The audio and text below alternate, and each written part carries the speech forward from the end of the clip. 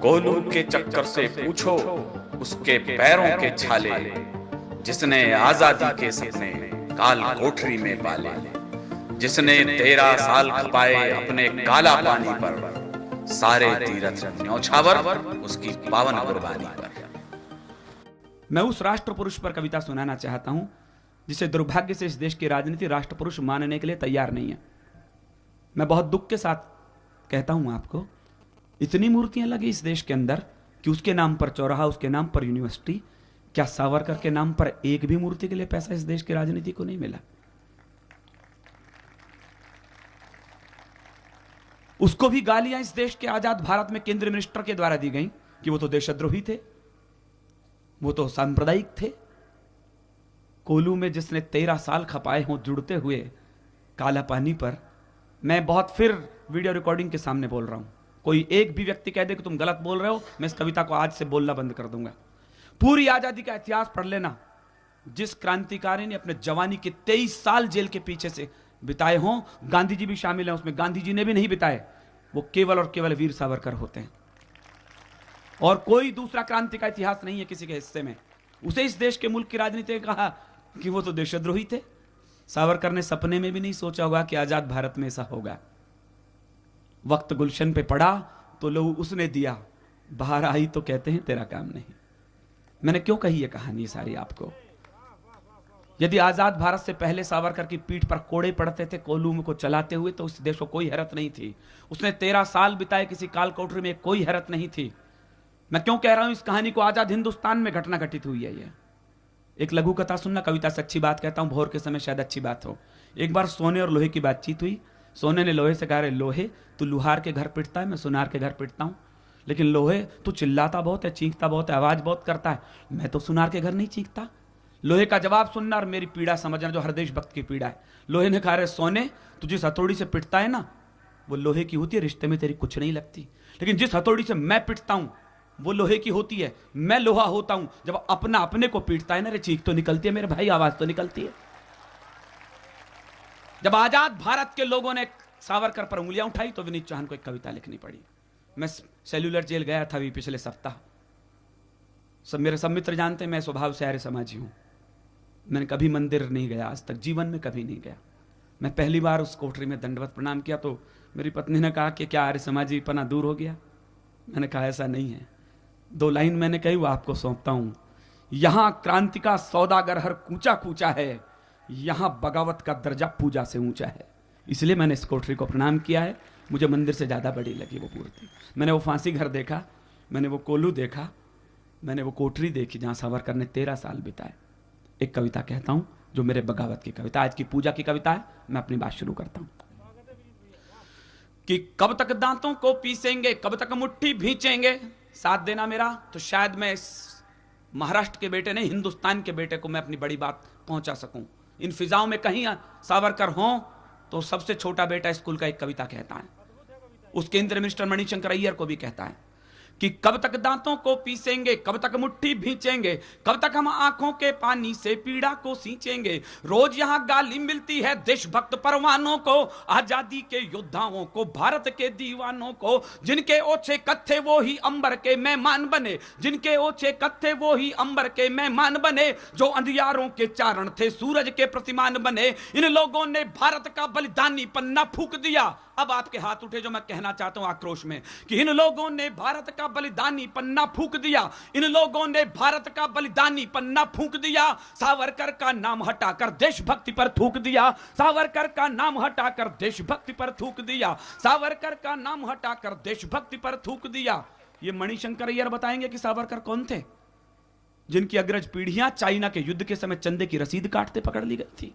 वो बताएंगे सावरकर कौन थे।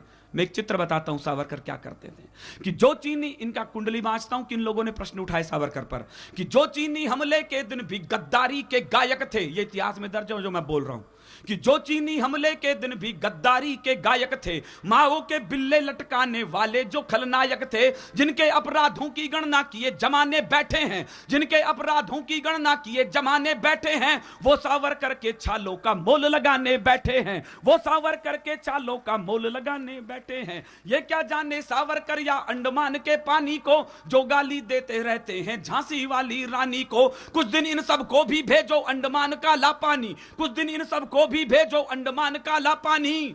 2 दिन में ही याद करेंगे ये अपनी दादी नानी, 2 दिन में ही याद करेंगे ये अपनी दादी नानी। क्या करते थे सावरकर? एक चित्र सुनना, आप तो सब जानते हो कि कोल्हू के चक्कर से पूछो उसके पैरों के छाले, कोल्हू के चक्कर से पूछो उसके पैरों के छाले, जिसने आजादी के सपने काल कोठरी में पाले। वो सूरज की प्रथम किरण पर कोल्हू में जुड़ जाते थे, वो सूरज की प्रथम किरण पर कोल्हू में जुड़ जाते थे। आजादी के सूरज को वो अपना रक्त चढ़ाते थे, आजादी के सूरज को वो अपने रक्त चढ़ाते थे। जिसने 13 साल खपाए अपने काला पानी पर, जिसने 13 साल खपाए अपने काला पानी पर, सारे तीरथ न्यौछावर उसकी पावन कुर्बानी पर, सारे तीरथ न्यौछावर उसकी पावन कुर्बानी पर, सारे तीरथ न्यौछावर उसकी पावन कुर्बानी पर। और मत टांकना साहब सावरकर के चित्र संसद के गलियारों पे, बहिष्कार कर जाए कोई बड़ी पार्टी उसके चित्र पर और मूर्तियां लगा दे यारे गहरे नत्थू खैरों की।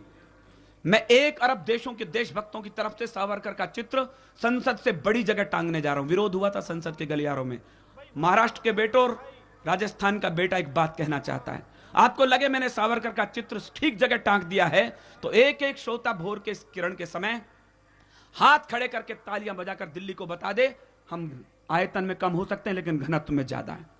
जब शिवाजी की मिट्टी और राणा प्रताप की धरती एक साथ खड़ी होती है तो उसका क्या तेवर होता है, मैं बोलना चाहता हूं कि कोल्हू के चक्कर से पूछो उसके पैरों के छाले, जिसने आजादी के सपने काल कोठरी में पाले। वो सूरज की प्रथम किरण पर, वो सूरज की प्रथम किरण पर कोल्हू में जुड़ जाते थे, आजादी के सूरज को वो अपना रक्त चढ़ाते थे। सावरकर का चित्रनटा को संसद रूपी मीने में, सावरकर का चित्रनटा को संसद रूपी मीने में, सावरकर का चित्र टका हर देशभक्त के सीने में, सावरकर का चित्र टका हर देशभक्त के सीने में, सावरकर का चित्र टका हर देशभक्त के सीने में। मैं राजस्थान से आता हूं, लोग कहते हैं कि पन्ना ने बड़ा बलिदान दिया, बेटा कटवा दिया, आड़ा रानी ने सिर काट के दे दिया। मैं एक छोटी सी लघु कथा का अंश सुनाता हूं आपको।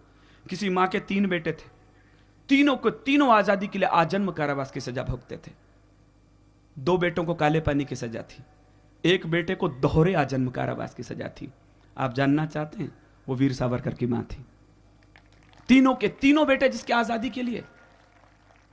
मैं केमिस्ट्री का लेक्चरर हूं, अच्छी तरह जानता हूं, साइंस पढ़ाता हूं। कांटा जिसके पैर में लगता है आंसू उसकी आंख से आता है। लेकिन क्या हैरत की बात है, जिस मां को पता हो कि तेरे तीनों बेटों पर सुबह शाम कोड़े बरसाए जाएंगे, उन्हें कोल्हू में बैल की तरह जोड़ा जाएगा, फिर भी वो तिलक निकाल करके कह देती हो, जाओ मुझसे भी बड़ी मां तुम्हारा इंतजार करती है। क्या कलेजा रहा होगा उस मां का। मैंने वहां रात्रि को एक कार्यक्रम होता है, लाइट एंड साउंड प्रोग्राम, उसमें देखा, मेरी हैरत हुई मुझे जानकर। 7 साल तक दोनों भाइयों को एक जेल में कैद रखा और 7 साल तक दोनों भाइयों को पता नहीं लगा कि वो अगल बगल की कोठड़ी में कैद हैं।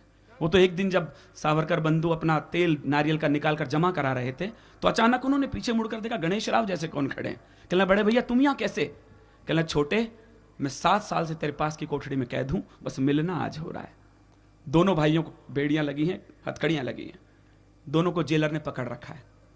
बस यहां पर मैंने कविता का जन्म दिया है। अशोक जी माणिकदा जैसे बड़े लोग हैं, यदि इसमें कहीं कविता हो गई हो, इसके बाद वहां कुछ नहीं बताया गया कि उन्होंने क्या किया।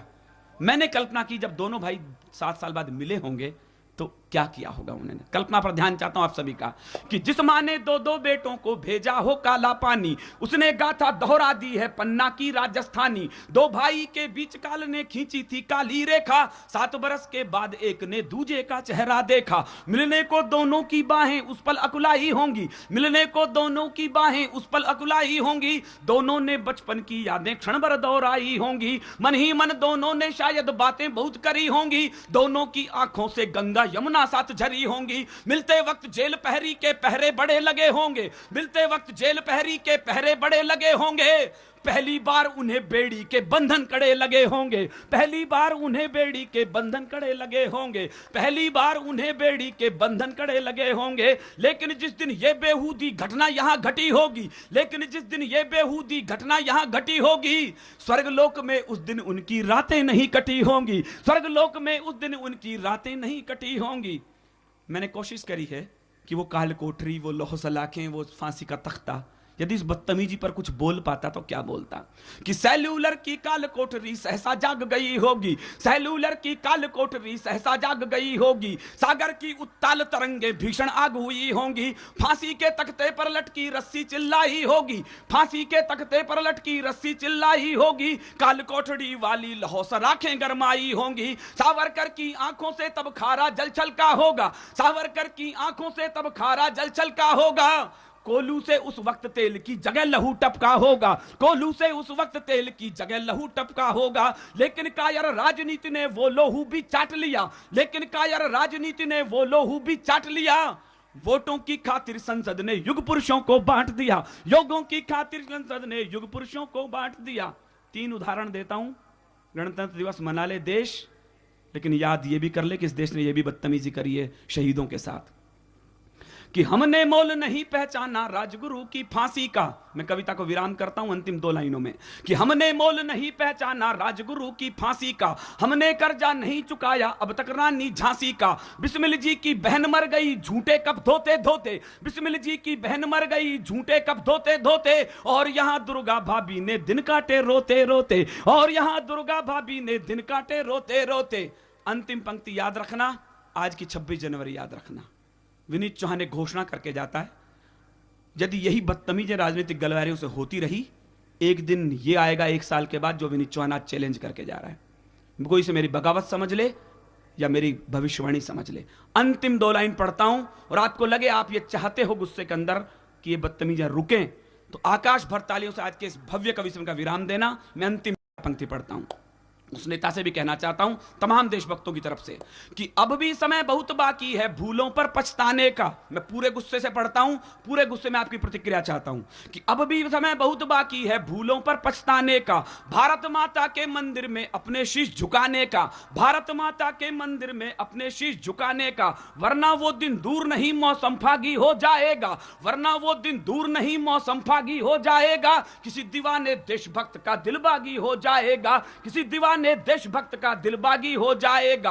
हाथों में पिस्टल लेकर के वो सड़कों पर आएगा, हाथों में पिस्टल लेकर के वो सड़कों पर आएगा, और किसी कायर नेता को वो छलनी कर जाएगा, और किसी कायर नेता को